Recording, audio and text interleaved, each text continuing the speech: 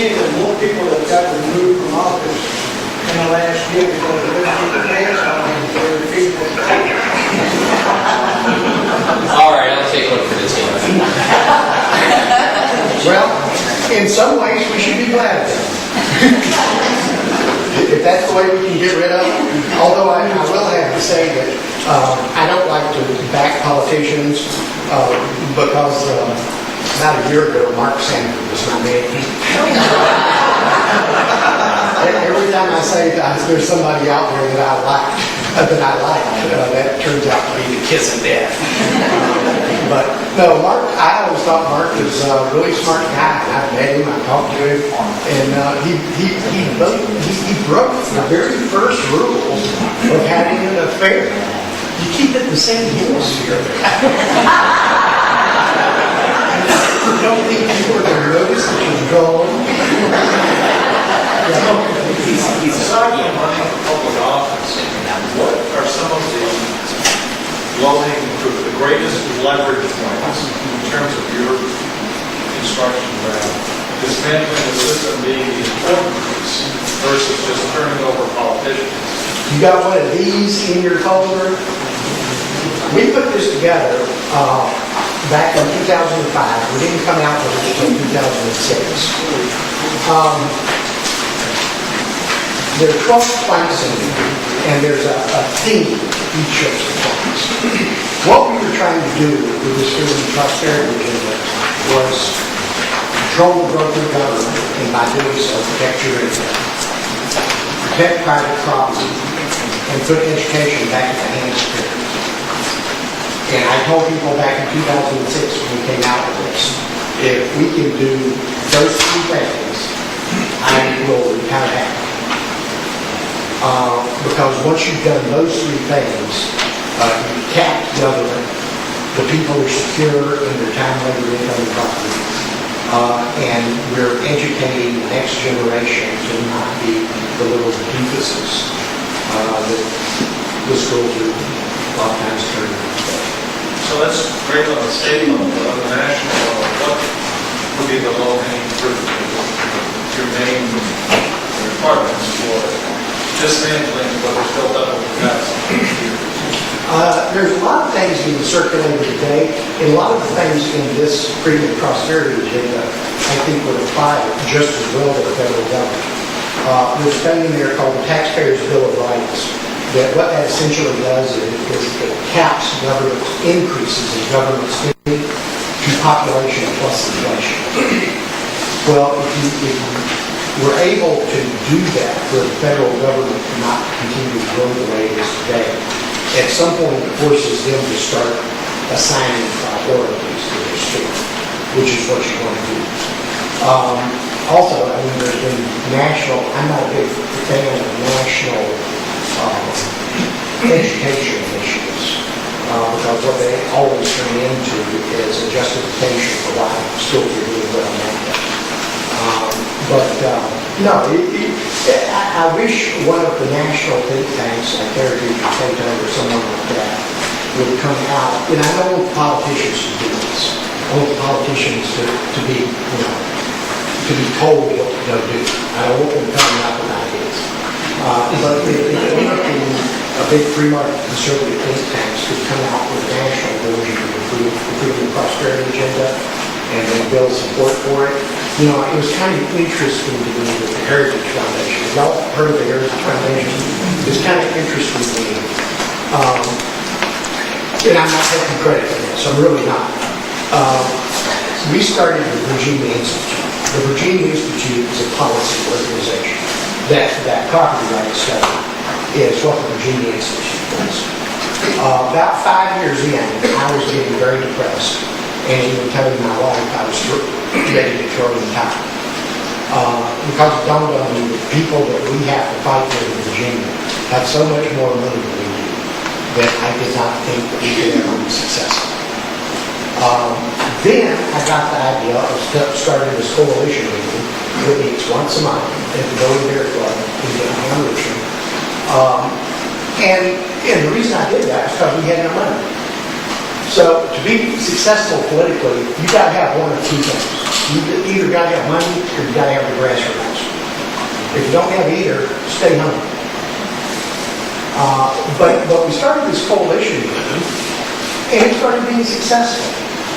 When we came out with the Freedom and Prosperity Agenda, we started sending out daily email updates to everybody in the Tuesday morning group. It was over 900 people.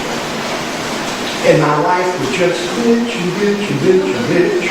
This takes me 3.5 hours every day. I have to call all the subcommittees. I have to call all the committees. I have to find out where the bill is. I have to find out where it's being voted. I have to find out who's on that subcommittee. I have to get all their contact information. I send this out, and nobody's reading it anymore. Well, about halfway through that first session that we did, we started getting emails from people that would say, Mr. Taylor, wanted you to know, I called delegate so-and-so and told him to vote for HB such and such. That was about halfway through the session. By the end of the session, we were getting emails from people that if you scroll down the email, like the first 5 names on the email were people we've never heard of. They were nowhere on our database. So these emails were going out, and were being forwarded, and were being forwarded, and were being forwarded. And that made a difference, to the point that my wife was willing to admit that for the 9,999th time in a row, I was right.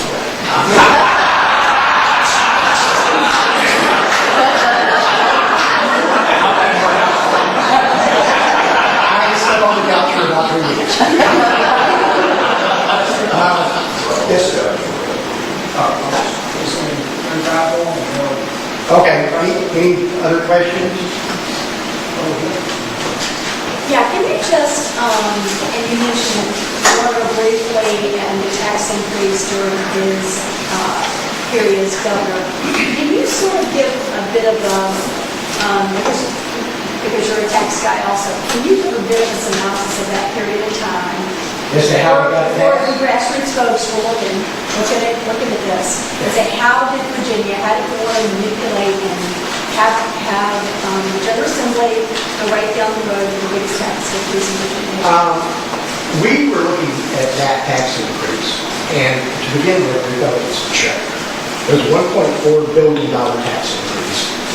We found out later the state was running a $300 million surplus. So it wasn't like they really are in money crunch. But we didn't take it seriously to begin with because the House of Delegates was Republican. And we thought, well, sure, the flakes over in the Senate can pass this. But we've got our firepower in the House of Delegates. Well, unfortunately, we had a speaker who was against us. And when that bill came before a certain committee, that speaker asked that 4 of the Republicans not show up for the committee.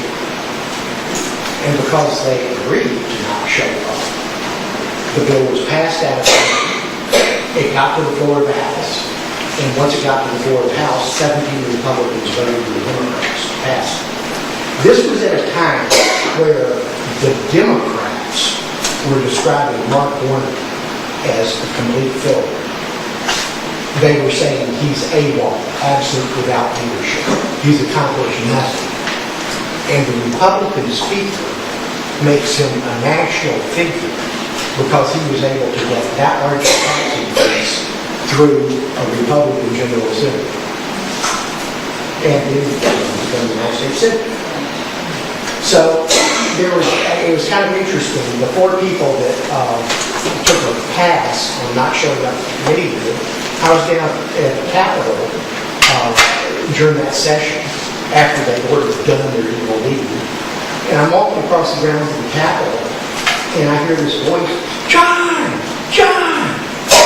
And I turn around and look, and I don't see anybody, and I keep walking, and I keep hearing someone calling, John! Well, finally, I turn around, and I see this delegate running across the grounds of the Capitol toward me. And his first words are, have you forgiven me? Now, why do you need to be forgiven? Geez, it's almost like an acknowledgement of he knew he did something wrong, which he did. Who were the four people? Big names. To tell you the truth, I can't remember two. I could go back and find out. The one that was running across the grounds of the Capitol was Bill James. Bill James. Yes. Janice? Yes. And another one was John Rebecca. I don't know who the other two were. John Moon? Okay. Oh, he's on my list. And Michael County? Yes. Other questions? Information in their folders to sign up for your list? Yes. Okay. Yes. So if you guys want updates on this legislation, this session, sign up. Yeah, you can just send me an email saying that we'd like to get the meeting notices for Tuesday, Monday. There's no cost, there's no membership fee. I send out an email on the first Tuesday of every month, letting you know who the speakers are going to be. And I ask you to reply to that email, just so we have it, because we provide refreshments. The one thing I will say is, don't come as a party animal. If you are a Republican first, you will not like this group. This group is for principled people. And no matter how many times I make that comment, I always get someone who's a Republican first. I had a lady one time call me. She's a big activist up in Northern Virginia and has been for 3 decades. And she calls me and says, "John, I'm not getting the meeting notices anymore." And I said, "Connie, I wonder if that's because I took you off the database." And she said, "John, why would you have done that?" And I said, "Connie," because right after the last meeting, where everybody was just standing around talking, I was standing about 8 feet from you, and in the course of about 5 minutes, I heard you completely trash 3 of the other people in the room. And she says, "John, is there any way I can get back in?" And I said, "Connie, you got nothing to offer me that I gotta have."